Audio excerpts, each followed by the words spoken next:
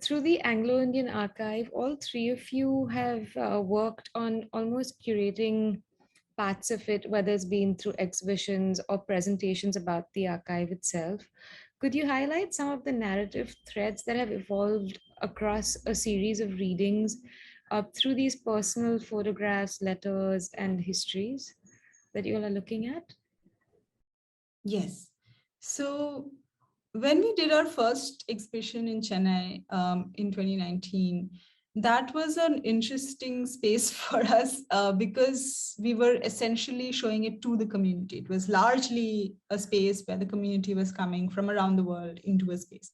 And so and we had done field work in Chennai as well. So, so the families who we had spoken to were also part of this audience later on, so it was a challenge for us to also see how would they see their own family photographs as part of an exhibition.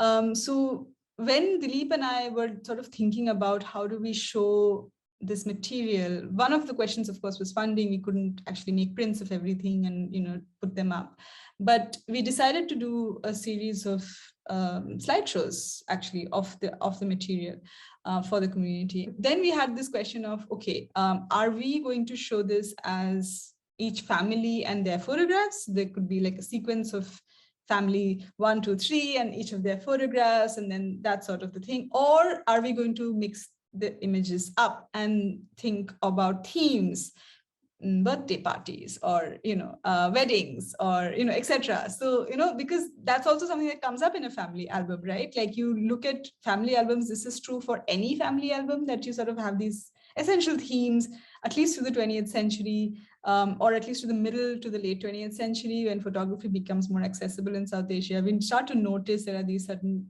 events that get photographed a lot. We were sort of thinking, what do we do? Do we sort of curate this essentially as photographs? And we are curators of photography and we're looking at interesting pictures.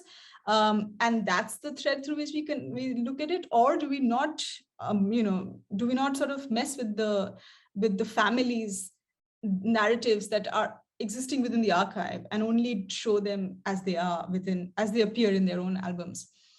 And then we couldn't resolve that either. So we actually did both. And we did one version, which was a shorter sort of presentation around looking at the images as themes, So we did do one version of that. And we also did one where we were like, okay, this is the Pepin albums and this is the Russell album. It was interesting for us that when we showed the first one, which was or rather the second one, which was the larger one with all the family albums remaining as they were, because our audience was in Chennai and because many of the people who had come there knew some of these families, they would recognize the people in the pictures. So it became like this large sort of family gathering. And, as the slideshow is being projected and it's being seen, it's like we were in this auditorium and it was like a film screening, So the room started to buzz with this conversation about, everyone sort of talking, discussing, exchanging news and what happened to him. And, oh, I remember this neighborhood and we used to play here, so things were recognized within the photographs, which for us was a new experience because that's not something we had thought about. We hadn't necessarily thought of the audience as being part of this larger family, essentially. And this was because we were showing it in Chennai, because the community was there, because some of the family members were there. Later, when we showed the slideshow without this sort of familial organization, the reaction to those images became as images, And that was also interesting for us because now the audience, even though they had seen the same images earlier, some of them couldn't now recognize because we had sort of placed one brother sister next to another brother sister, and we're sort of thinking about this question of like posing as little mini groups within families. So now they're seeing them as a critical audience of photography, and they're thinking of composition. They're looking at it as kind of themes. And so it completely changed, the viewer's relationship to these images completely changed. And I think for us, both remain incredibly valid. It depends on the audience, right? Like, so when we show these slideshows or when we talk about the archive to an audience largely of non-Anglo-Indians, and we have done that as well, they react to them as images. So they're thinking of a larger history of image making in South Asia, or their own family albums, or middle class photography in 20th century India. And then thinking about it, oh, okay, but they were taking pictures in the 1930s. That means they must have, so what was the access that the community had? So those questions become more important.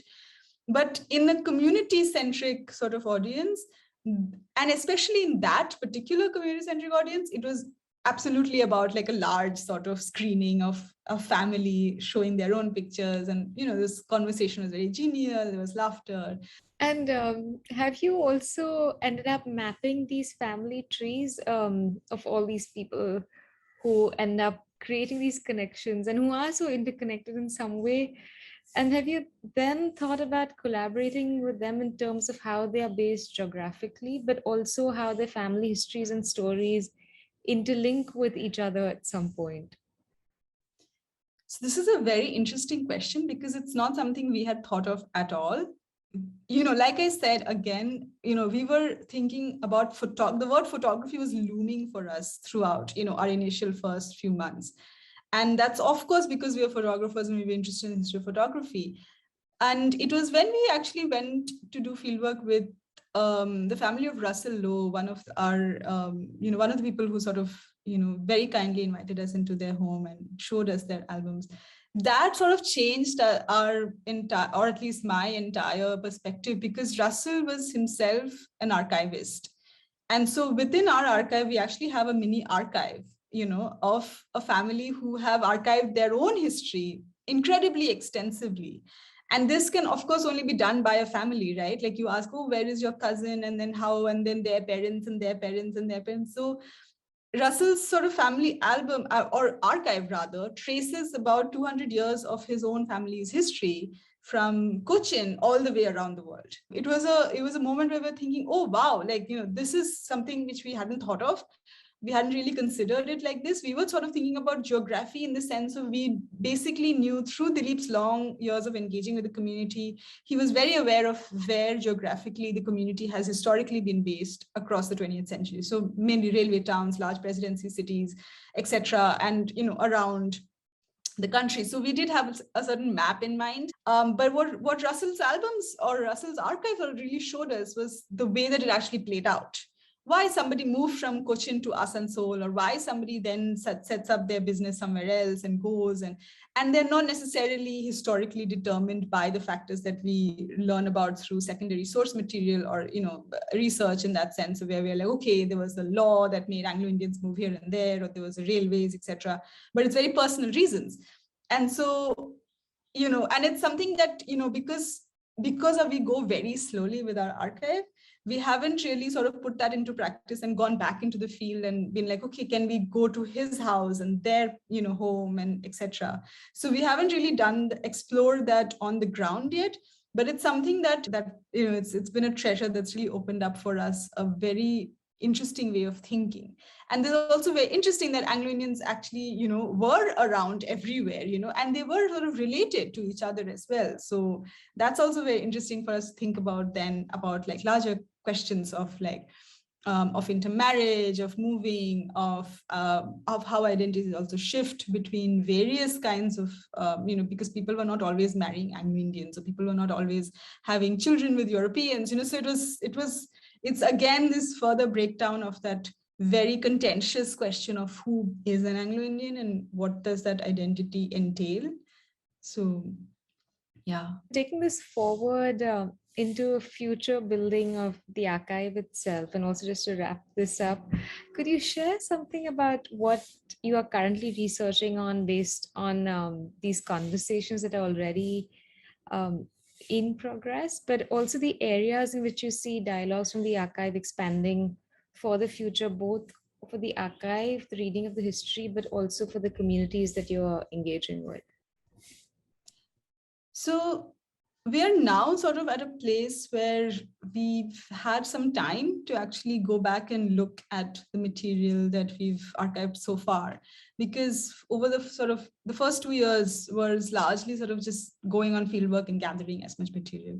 So the last 2 years in a way have been very, it's allowed us, because we were actually sort of digitizing it properly with like metadata, etc. So we were really carefully looking at how we put this material into the archive. And that also then gave us clues as to, okay, what should we be asking next time we go? What are the things that we are interested in? Where is this archive actually going in terms of a direction? We were sort of able to see some of those directions as we put that into a context of like, we were able to map it in a certain way. And especially after our website has gone online, we've had Anglo-Indian families reach out to us, saying they've seen the website, they're interested, they would want to talk to us. So we've been having conversations with families online. So as we move forward, I think for us also, that's been, with all the lessons that we've learned so far, through fieldwork and through sort of trying out these different ways of even showing this material, being very careful about who gets to see it and who gets to access it. We are now sort of also moving to a place where we are more comfortable with maybe allowing a researcher to come into the archive, because now there's a space where it has to some extent been mapped, and there is these connections that we can help a researcher also draw from them, and we can then put them in touch with the family, as well. So those sort of important things that would be important for somebody who's interested in researching this history. Perhaps they're interested in researching the history of Chennai through a certain perspective, or the history of Cochin, or the history of Guwahati. They have these sort of tantalizing spaces from which they could also think about that question. And of course, for the community and anybody who wants to, who has Anglo-Indian history in their families, or who has been a part of this community in any way, they would want to sort of maybe want to come back and look at that material. That is sort of how we would like to go forward. But we remain slow, and we remain sort of a little distant and outside of a world of sort of social media, because that's so image oriented that these images get read very quickly. And that for us is something that is again a trap, and we are very wary of it, because it can, because we are not Anglo-Indians and we are also running this archive, we remain very careful about like, also what do we do with these images? We don't own them. They're not our photographs. We just have a digital copy of them. The originals are all with the families. We've never sort of, we don't have any physical material in our archive. So essentially the archives actually remain with the families. The albums remain with the families. Those stories continue. What we have is actually like a shadow, or like a sort of like an image of that. It's like a sort of like a screen print maybe, which is just one part of it. And the story of these images will change, but there's a sort of divergence between what sort of remains with the families and what these images then go on to have a life that's somewhat different and that will have its own story. But we're allowing for that as well, and we're trying to see how we can do that with utmost care.